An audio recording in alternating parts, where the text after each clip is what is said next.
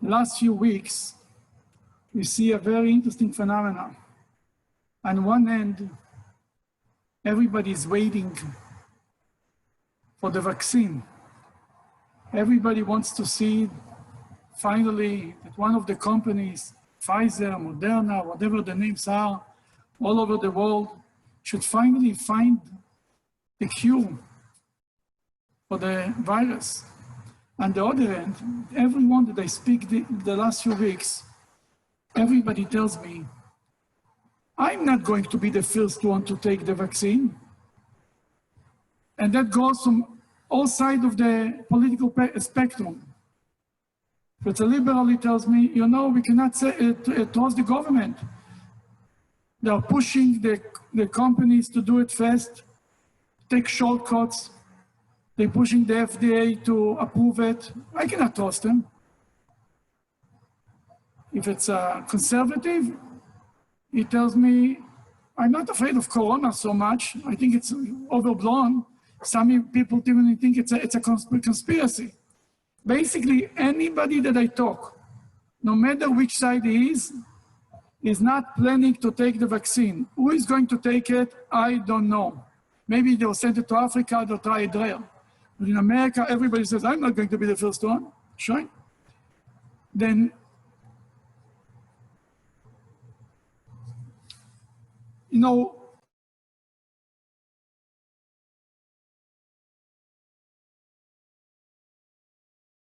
it was invented by Dr. Louis Pasteur. And this doctor lived in Paris. And he's known also for the expression, they call it pasteurizing milk. It came from he invented the idea that by boiling the milk or beer or wine, you will reduce the amount of bacteria. And that's why it's named after him. He invented the whole idea of vaccines. He started with rabies, I think it's called. The dogs who have rabies, that was one of the, I think maybe the first vaccine that he invented. There were others. That came out lately. There is a book, a Jewish book, it's called Meravoshirim. And in this book, it's written in the time of Louis Pasteur, when he lived, in his time. And the same time was a rabbi in Paris. His name was Dr. Israel Rabinovich. Yeah, Rabinovich was his name, if I remember correct. Yeah, Israel Rabinovich. And he started to translate parts of the Talmud to French. And he translated a book on the tractates of the holidays. Every holiday has his own tractate. There is a part of the Talmud that's called Rosh Hashanah, deals with the laws of Rosh Hashanah. There is a tractate in Talmud called Sukkah, speaks about the laws of Sukkot, it's coming up. And there is a tractate of the laws that's called Yume. Yume speaks the day, Yom, the day. And when you speak in Judaism, in the Talmud, the day, it means Yom Kippur. Because that's the day of the Jewish people, the day. And he translated it, he made a book. And one of his good close friends was Dr. Louis Pasteur. And he gave him the book. And the doctor started to read in the Talmud. And he came to a place that says, speaking about the laws of Yom Kippur, what happens if somebody gets sick, how you have to treat them, what you're allowed to feed them, what you're not allowed to feed them, and so on. Then he speaks there about a person who was bitten by a dog who has rabies. A sick dog. And it's dangerous for the person who was bitten by it. Then the Talmud says you should feed the person loaves of the liver of this dog. Take out from the dog the liver and feed the person as a way of curing him. Even you're not allowed to eat meat of a dog by Jewish law, but because it's a matter of life and death, therefore Jewish law says, the Talmud says, you should take a piece of the liver of the dog and feed it to the person who was bitten by the dog who has rabies. The doctor, that's what he writes in the book, the doctor, pastor saw it. He said the Talmud is saying something here. Then you take something from the sick person, from the sickness that's in the body, and with the sickness itself, you're fighting the infection. And that was the beginning of thinking and of researching that eventually came up with the idea that a vaccine is taking the sickness, a certain amount of the sickness, a certain portion, that sickness, whatever it is, with all the scientific thing that I don't understand, and injecting it into a person, creating the antibodies that when eventually the sickness comes to him, he can fight it. That the idea, the basic idea is already written in the Talmud. Now, which vaccine and how to do it, I'll leave it for the scientists, for the big companies. There is plenty of people in the world who can do it. What we have to deal with, how we find a vaccine for our children, for our Jewish children. What are we going to do to make sure that they keep their Jewish identity, that they don't lose it? They go to college, they go out to the world, and they come different people, come back different people. How we make sure that Judaism sticks? What is the vaccine? How we immunize them? Then bringing them Yom Kippur to shul, it's nice. But I wouldn't be sure, I wouldn't think that this is something that's going to ensure the Judaism of our children. First of all, you're fasting. Number two, the chazan is singing and singing forever and ever. And the prayers are long. And then if this is not enough, the rabbi goes on forever. Then this is if anything, it's a turn off. You know, if you bring it for Yom Kippur, that's why people come. Once a guy told me, Rabbi, why are you singing? Why every time I come to the synagogue, it's the same tune? I said, what's the tune? It has been called the same tune every year. He comes once a year, he has the same tune. They're bringing them for Kol Nidre only, for Yom Kippur, this is not going to do it. Hebrew school, yeah, I believe very much you have to send the kids to Hebrew school. But to tell you that Hebrew school is an inspiration for Judaism, even bar mitzvahs are very schwache inspiration. You know, it's like teaching the boy for 12 months to drive him crazy, to learn your of Torah, learn your of Torah, learn your... He hates it, and that's why he never comes back to shul. That they invented a few things to make sure everybody will hate Judaism. Hebrew school, bar mitzvahs, and other things that I'm afraid if I'll say it, I'll be sued by the company. If it would be not on record, on video, I would say it.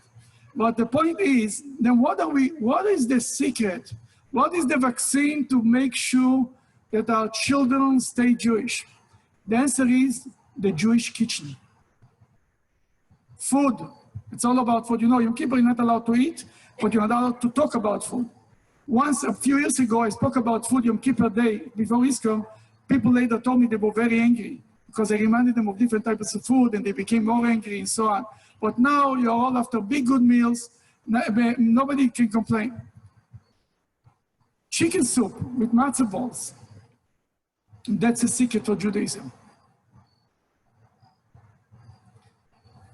My daughter Hani and my son-in-law Levi, the Chabad rabbis in Ohio University, they tell me every time when there is a child who is sick and they hear about it, they come over with a bowl of chicken soup.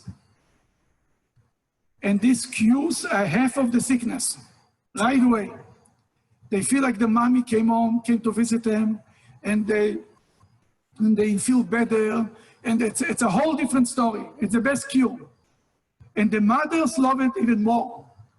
My son-in-law tells me, if you deliver a chicken soup, as a plate of chicken soup to somebody in college, you can be sure the mother will send a donation. Nothing amazing, but she'll send something. Because she feels so guilty, she cannot be there with a little girl or boy who is sick, who is only 18 years old. He just left home and suddenly he's sick. Every Jewish holiday is a type of food. If it's Hanukkah, we have latkes. If it's Purim, it's Omen Tashen. Who doesn't like latkes? Who doesn't like? And Pesach, we eat matzah. Not everybody loves matzah, I know, but everybody knows the taste of matzah. Even babies who cannot speak, you can give them a piece of matzah and they eat it. Shavuos, we eat dairy, food. Rosh Hashanah, we have the apple and honey. It became the symbol of Judaism, apple and honey, of Rosh Hashanah, more than the shofar. Then when you look for a Rosh Hashanah symbol, you'll see more often the apple and the honey than the shofar. And Yom Kippur also is a type of food. Yom Kippur you're not allowed to eat. But before Yom Kippur, there is something that it's called kreplach. How many of you ate kreplach today? Tell me. Shvach. You missed out, guys. Big time, missed out. I ate kreplach. Usually I don't get from my wife kreplach Erev Yom Kippur, she's busy. But my daughter and my niece, they did it. I was the lucky ones. You missed out. If you don't know what kreplach is, turn to the one who sits 6 feet next from you and ask you what kreplach is. Now, I cannot describe you too much because I am good in eating it, not in cooking it. But I want to share with you a story about kreplach.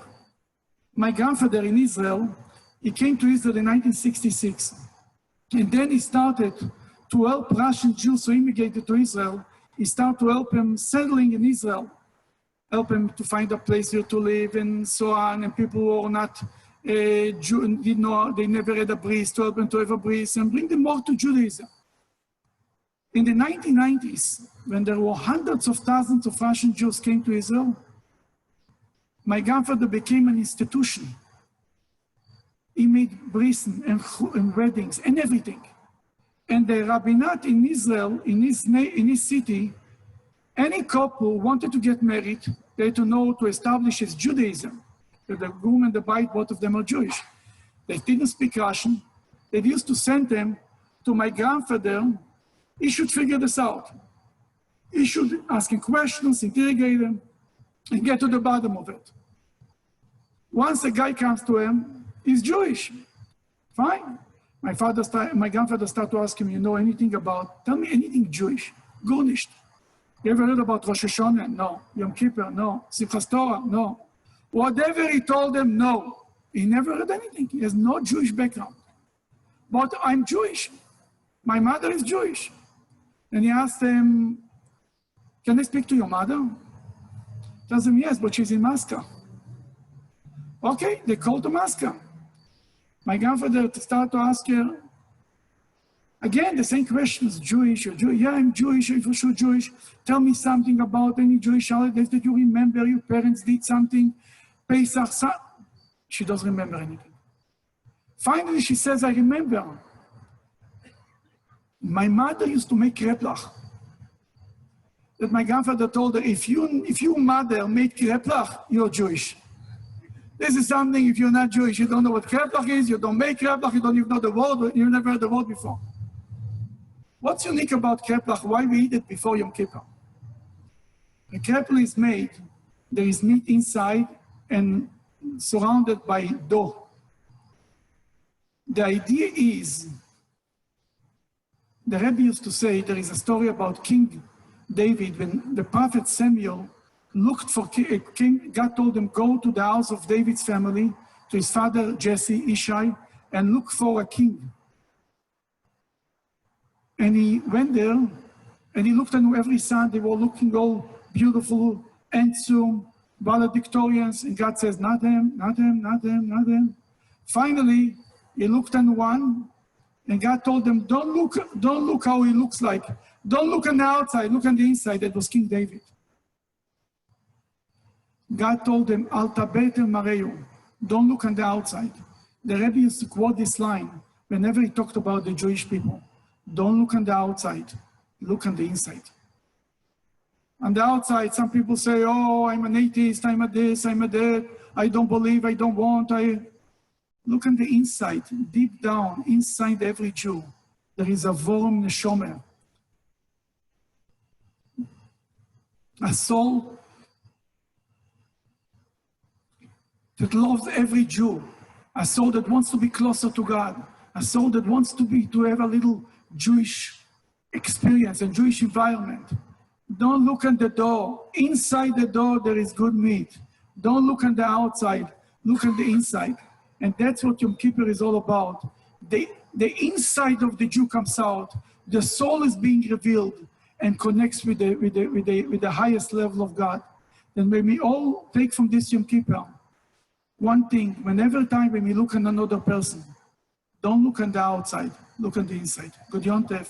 We'll ask from everybody now to go to light the candles. Bring me light the candles. It's already candle lighting time, a few minutes late. We will close everything here and we'll start our Kol Nidre service.